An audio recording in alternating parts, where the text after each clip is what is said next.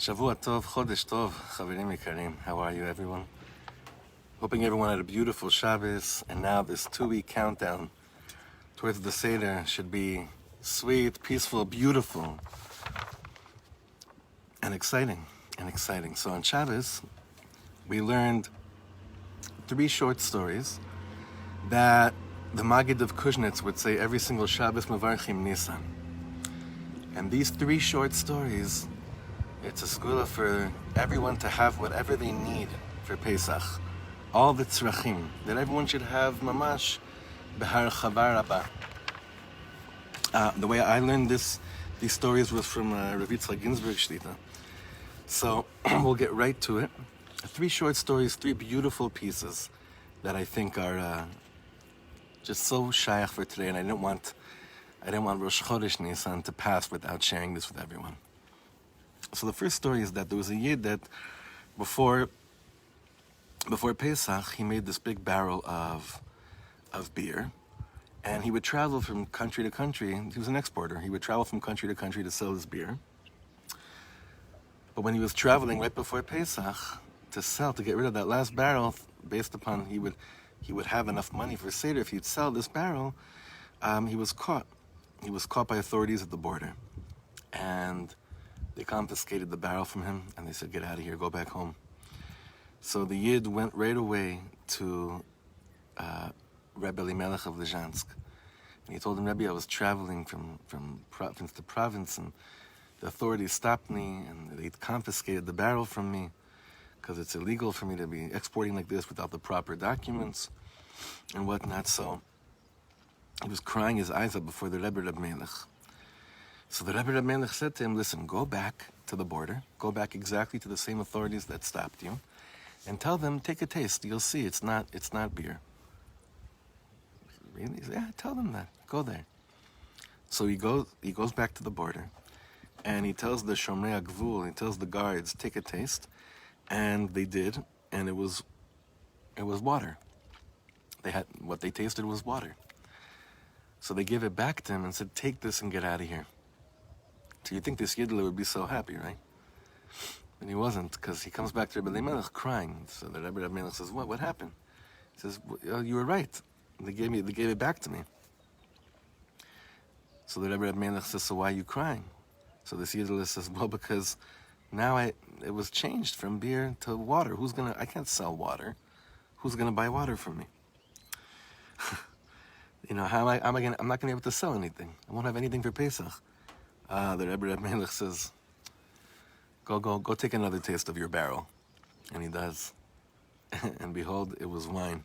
It was yain shecher. So it was enough. He had everything he needed to then sell that, and then have everything he needed for Pesach. Beharchava gdola. Harchava gdola means wide, with everything he needed. That's story number 1. Story number 2 is that there was a king who lost his ring, and he commanded everyone to search for his ring. And whoever would take on the search, the king would pay him something. So there was a very poor Yidler. He had nothing, and it was right before Pesach, and he had nothing to collect. He had nothing to prepare for Pesach. So his wife said to him, "Listen, go search for the ring. The king will reimburse you, and we'll have at least something for Pesach." So he listened to his wife, and he went to the king, and he said, I told the king, "I want to look for your ring as well." And the king paid him, and while he was looking, while this was happening, right before Pesach, he bought everything he needed for Pesach, mamish b'harchava gedola, and he also opened his home for orchim, for guests, to be at the Seder table. And by the king, he had one of his counselors was a big sonei Yisrael. He couldn't stand what he thought the Yidla was tricking the king and not really looking for the money. And it drove him crazy. So this sonei Yisrael, he went on Seder night, he went beneath the window of the Jew, the home of the Jew, and he saw that he's not busy searching for the ring. He's sitting there, he has guests, there's wine on the table, there's food. So he said, I'm going to go and tell the king, you think the yid that you paid him is looking for your ring? Let me show you what he's doing right now. And he brings the king to the Seder table, basically outside, to look inside. And he sees, the king and this person see that this Yidla is sitting by his table, and he has all these people around him, and they were and they were in the Haggadah. And the minhag there was at this Yidla's table is that whenever when it was time for Dayenu, Dayenu, so everyone would answer back Dayeni for some reason. Every time we'd say Dayenu, it would be Dayeni. Now, interestingly enough, Dayeni was the name of this non-Jew, this anti-Semite who brought the king, this counselor that brought the king there.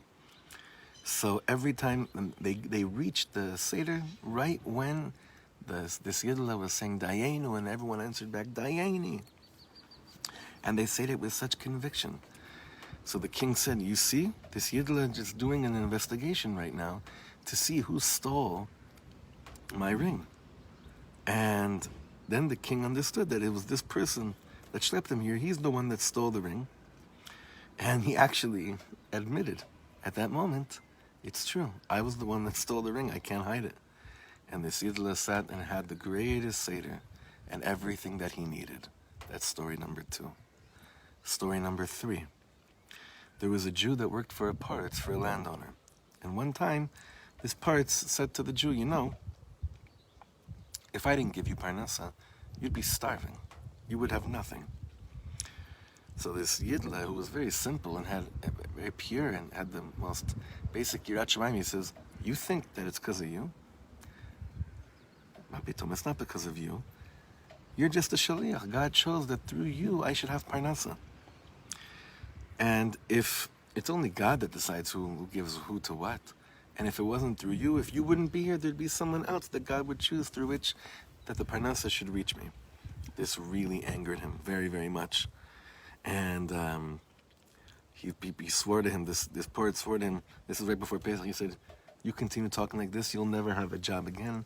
You won't have anything to feed your children. And this Paretz knew that this Yidla was so poor, and it's right before Pesach, he has nothing. So of course he'll take back what he said, right? Now this Paretz, this landowner, had a treasure of gold coins. And his minhag was he would always go into this treasure to clean the coins if it had any dust on it or rust on it. And he would clean the coins with his saliva, with his spit. Now this Paretz also had a monkey that would imitate everything a person does. And when the Paretz went into the treasure, in the treasure chest to get these gold coins, the monkey saw how, he took the monkey with him, and he saw how he's treating the money by putting it close to his mouth. So the story is that later in the day, this monkey went down to the treasure chest alone, and it found the treasure chest of the gold coins, and it started swallowing all the gold coins. That's what he thought the Balabait was doing, the Paretz was doing. What happens when you swallow a bunch of gold coins if you're a monkey? I mean, I'm sure we know this. So he dropped dead, the monkey. And when the Paretz saw that this monkey dropped dead, so he told his butler, listen, take this dead monkey and throw it into the home of the Yid. Let him know that if I don't give him B'nai Parnasa, this guy's got nothing. And what happened was that when, this is a little bit gruesome, when the butler took the dead monkey and threw it into the Yidla's house, its stomach ripped open, and a lot of gold coins fell out of it.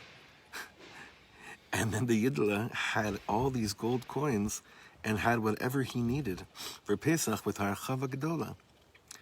So comes Leil Seder, and the Paretz sends his butler to the Yid's house to see. He wanted to get hana, he wanted to get enjoyment from the fact that the Yid had nothing to eat.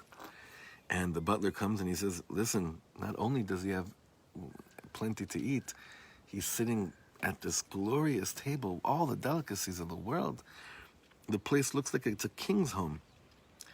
So the Paretz calls the Yidla, and he says to him, if I didn't give you any money before Pesach, how in the world did you afford that Leil Seder? So he said, By the way, that banging, Baruch Hashem, is banging of our shul, the building of the shul. So he said to him, if you don't have any money, if I didn't give you any money, how in the world did this happen? So the poet says, the Yiddilah says, you're not going to believe this, but like someone threw a dead monkey into my helm, and the monkey's stomach ripped open, and all these gold coins poured out. Then the poets came to the conclusion. He said, you know what? It really is the Ribbon Shleilam that's taking care of everybody and provides for everyone whatever they need. Be'erchav Gdola, and this Yid had whatever he needed.